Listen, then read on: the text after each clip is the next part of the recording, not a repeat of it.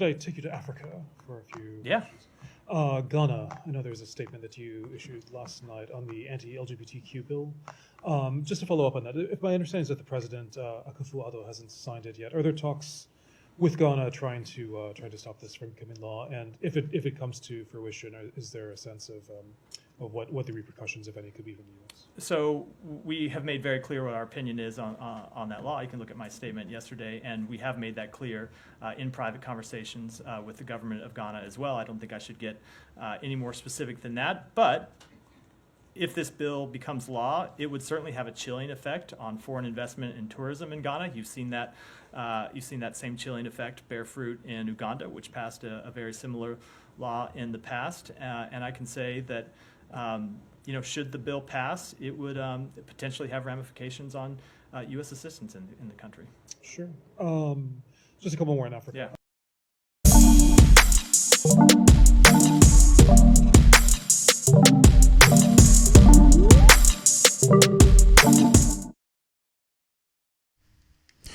All right, so first of all, this whole bill, Abasoye, the anti-LGBT bill, no me okay saying. In fact, yesterday I brought you an update. Me telling Ghanaians and I made the updates nearby. Me catch them say, no, the anti-LGBT bill has been passed. No, now me di kind I catch you say, na me no okay say, no, just say US. Europe obi any hwe na bill no ndra no me the update ni bra me catch us the bill na there me ti maka say do phase 2. The phase 2 is that parliament. The phase 1 they say the bill na ba, they talked about the bill, they deliberated. The second phase was they passing the bill, but the third phase no will have to require the president's signature to approve say bill we manenye ho and a bill we manenye ho. But even with that no there's a convention. So that's a convention, because a convention, which means as a president, one for pen in the paper and sign it, amananya bill. Convention is a parliament can pass it using two-thirds majority, and that is exactly what Sam George and other people are threatening. But me no can say, this particular bill I passed, per the video I already can share, the US have already started warning Ghana and say, if this bill should pass, we will lose more than we can gain. And indeed, it's a threat because Ghana, unim say, Nkrumah say, we basically live on aids and grants. Because aids and grants and I'm chemu ya abrofo musika mo de man kitinkiti eno na Ghana for ye survive so if we as a people are coming out to say okay ye pese be de hu bi and ye pese ye de hu ye pese take your own decisions then ultimately we should be also ready to take care of ourselves, which unfortunately we are not ready. Me know because the US embassy here in Ghana have also come to respond about this. They are giving a chilling effect. Yesterday me the kind the say in that tights na the brem catch them say the US embassy might visa ban Ghana. Which means Ghana see share the potential ramifications of passing this anti-LGBT bill and only say one of them could be say Ghana for person mutu kan kwa man because a country musuni mobile and yet hostile against those LGBT for and no compare visa bit maka so Ghana for some reason LGBT bill now more passing it intimi fa visa and now even in aid of all of this or mass answer the nema bibri abetu social media nipa and nkrofo ameko masemi and you be as the US embassy here in Accra. In a minute, the mobile call on my page and in some mama church ram. See, no per visa, I was all per visa and tem and sana. This whole anti-LGBT bill are passed because aside from US giving Ghana and putting sanctions on Ghana, one of the things that we also need to expect in this as a retaliation from the West here, Europe, US and co, is that we are going to face certain restrictions in getting into their country, in accessing certain aids and grants and certain benefits and even scholarship. Farmer is because Ghana you are making a hostile towards a group of people. Bruni Ebeka say these are minorities. Now, we can catch us say BBC for reports on this issue. Now, in a second, pick a feed and I say a particular thing that they said about this. We invest show. No, the way things are going, in the next few months, if this bill should pass, it is going to be a dead end for Ghana. Now, I want you to pay a very critical look at what the Bible to screen. So we and a BBC for a post here. Now, we'll show the whole screen so I say. Ghana's parliament has unanimously passed a controversial anti-gay bill that prescribes a 3-year jail term for identifying as an LGBTQ plus and a 5-year imprisonment for promoting LGBTQ plus activities. More on this. So this was what BBC initially actually reported, and how they even reported on this particular issue. And once why any who said the US embassy also followed suit. That's the US embassy here in Ghana. They followed suit, and when they followed, no, what they brought about was so simple. They are saying that this whole anti-LGBT bill, no, they believe that it's not really going to help us. It is going to damage the whole, communication and also relationship between Ghana and the United States. Now, you go back to US embassy in some more. Let us try as much as possible and put this on the screens. As you are seeing, your official page, Twitter page of the US embassy here in Ghana. Now you could see say they are very much not happy. Now Bahasia, what you do much almost say legislation that threatens all Ghanaians. They posted this just 3 hours ago. Or say legislation that threatens all Ghanaians, civil rights, and also threatens Ghana's economic recovery. As international business have already been made clear, it will deter critically needed foreign investment across all industries, including tourism.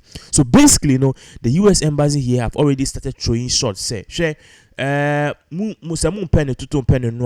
have to do something about this whole anti-LGBT gay bill. I'm more passing. And I'm more patches says this whole anti-LGBT bill is going to threaten Ghana's democracy. Again, the human rights of minorities. Again, one more person to again, sika omede as aids and grants and support, and again as tourism, because one more back country and do one again. Be my tattoo or they want to leave, they want to escape the hustle and bustle of New York, LA, and also in Europe and in London or wherever it is. So when they are coming and you are saying, say, if they practice and they are being gay or they identify as being gay, they practice this kind of things, they will be jailed. Then indirectly you are telling them not to practice. But then there's a catch here. I'll go there, don't worry. Again, almost not sure say I'm saddened because some of the smartest, most creative, most decent people I know are LGBT. The bill Parliament passed takes away not only their basic human rights but those of all Ghanaians, because it undermines their constitutional rights to freedom of speech. Freedom of speech again, or say freedom of assembly and freedom of press. It will be bad for public order and public health. If enacted, it will also hurt Ghana's international reputation and Ghana's economy. So already the US have already started throwing shots and other things. Or my church or never be bad. These are made to mark as a threat which is coming from the US embassy here in Accra. Now, Mark Matthew Miller, that's the state deputy, or say the Ghanaian parliament passage of a bill criminalizing members of LGBT imperils the rights of its people, its international reputation, and its economic development. Ghana's laudable tradition of tolerance will be undermined if this bill becomes law. So basically, you could see very, very clear here, say, indeed, this is exactly what is happening. But the big question is, why are all of these threats? And even in regards with this particular threats, how viable are these threats? Well, first of all, these threats are very viable. These threats are something that it can cause great economic repercussions for the country. Now, the reason why I'm saying that is because Ghana as a whole, everything based on us is based on crime. Let me start from the COVID era. COVID hit Ghana, US MISK. COVID hit UK MISK. France MISK. These countries who are pro-LGBT supporters, they give us money to support the country. So now, when usually they give us money for free. Abunifeni aids and grants. It is no loan. You have to pay it with interest over some years. These are monies free of charge. And they give it to us because, one, the conditions as that we need to take care of certain minorities, we need to allow free and fair elections, and also we need to allow a thriving a place for human rights. The human rights embodiment, it includes gay people, bisexual, those who don't support the motives of government. The friend is saying opposition parties. These are all enshrined in supporting the rights of minorities. Abronicas and minorities. All these people are minorities in the society because they are not part of the vast people who do what they term as normal. And what they term as what everybody does, that is it. It's based on this particular thing as you see and yensano eshe abrofo menum no. Sa broni na ka chese sky ya mede ma $100 million. Na no Kamala Harris back room ma is $100 million and more. Asem okan say yem protect gay for at all costs. Inti no se uni ska na nipa o ma we ska. And now say broni beka say beggar has no choice. Then you don't have any right to actually have a choice because you are begging and the conditions are that don't pay the money. Take it for free. The free to you have to pay. The free that you are taking it. No, you have to protect the rights of individuals like these people. Now, I don't think that somebody who asked, okay, then how can we get out of this? The only way Ghana can get out of this is if we become economic self-reliant. Because economic self-reliance, now me say as a country, I will see a dear home. Now, Obeka say, Oko Dubai, for those of you who not traveled to Dubai before, you can't kiss in Dubai, you can't drink alcohol in Dubai, you can't wear certain dresses in Dubai, you can't even say certain words in Dubai, you can't go and stand in the streets of Dubai and say, fuck you, they'll arrest you and jail you.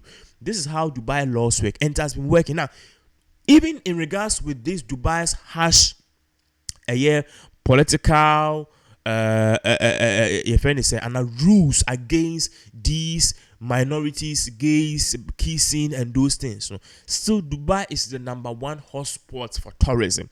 Why? Because US intimate country Dubai say mebabe sanction. In fact, it is US who rather goes to Dubai to sell their jets, their fighter jets to them, which means US is even indirectly benefiting from Dubai.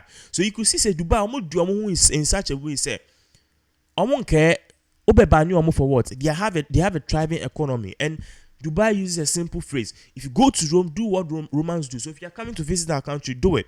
You want to do whatever you want to do, you can do it, but please respect our rules and regulations. Clear, simple. But Ghana, no, we can't intimate and can supposed to respect our rules and regulations because we don't have the thing is about self-reliant. That is why Joe Biden, the US president, the US embassy, all of them are speaking against this. We are sick as a country. Our economy is sick. If we are helping you and you want to bring these laws because you feel big, then we will stop helping you. And before I realize these aids and grants are supporting the school feeding program, our road system, our economic system, and if that falls, we can lose up to $2 billion a year. And that is when Ghana will go south. So the bill need here. Ghana for some more pay. But the thing in regards with this is, are we self-reliant? Say Bruni because my escape you bit my day and want to say Dubai now. So tourism, some more countries is going to hate tourism. They forget there are more people going to Dubai than ever. Meanwhile, they are respecting Dubai rules and regulations. But the problem is Ghana, you're self-reliant. So this is exactly what is really going on now. You need indemnity. We'll give you more updates as all of this unfolds.